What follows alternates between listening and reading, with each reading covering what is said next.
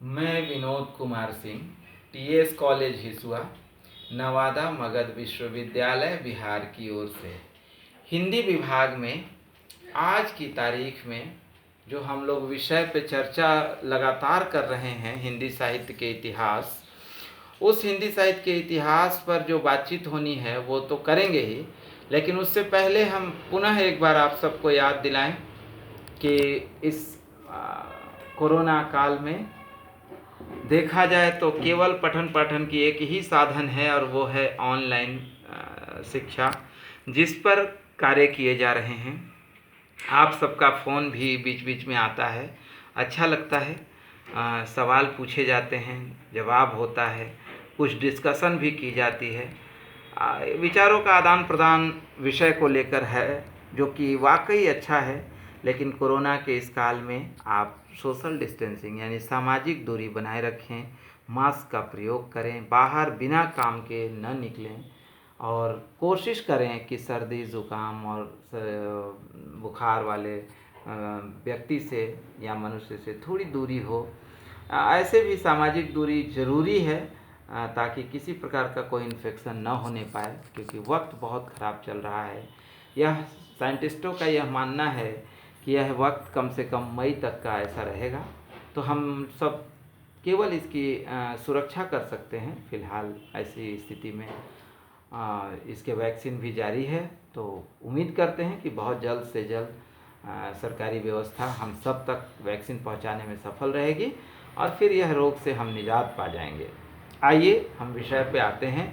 और विषय की बातचीत जो चल रही थी वो छायावाद पे हम लोग कोशिश कर रहे थे कि चीज़ों को समेटा जाए, बनाया जाए। आज मात्र एक ऐसा टॉपिक लेते हैं छायावाद में जिस पर हम बातचीत कर रहे हैं, और वह बातचीत है मानवीकरण अलंकार। मानवीकरण इसका प्रवृत्ति, इसकी प्रवृत्ति है मानवीकरण। मानवीकरण का मतलब होता है कि किसी भी निर्जीव चीज़ों को हम सजीव रूप में देखें, या किसी ऐसे सदृश्य चीज़ों को जिसमें हम प्राण फूंक कर उसे हम अपना भावनात्मक जुड़ाव के साथ उसे पेश करें, ऐसी चीज़ों को हम मानवीकरण अलंकार कहते हैं। तू भूल नरी पंकज वन में, आज जीवन के सूनेपन में, तू प्यार पुलक से भरी ढुलक, आज चूम पुलिन के विरस अधर। ये जयशंकर की पंक्ति यूं ही नहीं है, मानवीकरण का एक बड़ा उदाहरण है। आप जानते हैं मानवीकरण में जब हम पढ़ते हैं तो उसमें सखी क्यों सोई है अल्लाह पे, कैसे जागोगी अब तक, तो वो आसमान में जो सूर्य का निकलता हुआ वो एक दृश्य है जिसको कि जयशंकर कह रहे हैं कि वो एक महिला घड़े में पानी भरती हुई दृश्यमान हो रही है। ये मानवीय कला का जो प्रयोग है वो अन्य इतिहास में देखेंगे कि हिंदी साहित्य के इतिहास के अन्य दौर में तो रहा ही, लेकिन छायावाद में इसका प्रचुर मात्रा में प्रयोग हुआ।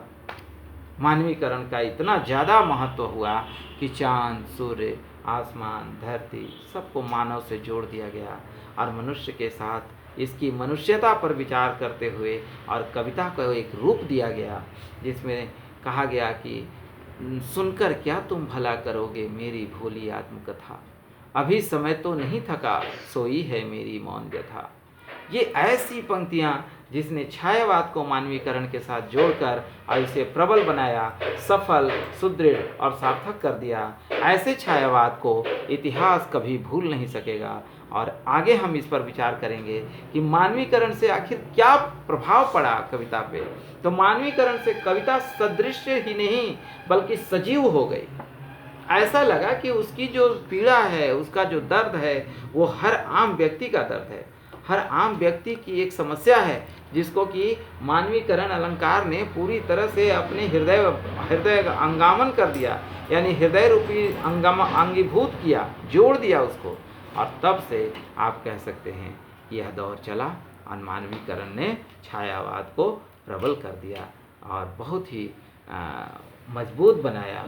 इसीलिए यह 18 वर्षों का जो 1936 तक का काल है, 1918 से लेकर यह 18 वर्षों का जो काल है, ये बहुत विशेष हिंदी साहित्य के इतिहास में माना जाता है। आज के लिए हम लोग इतना ही रखते हैं। आज शनिवार है, अगली क्लास हम जब सोमवार को बात करेंगे तो इसकी लंबी चर्चा होगी।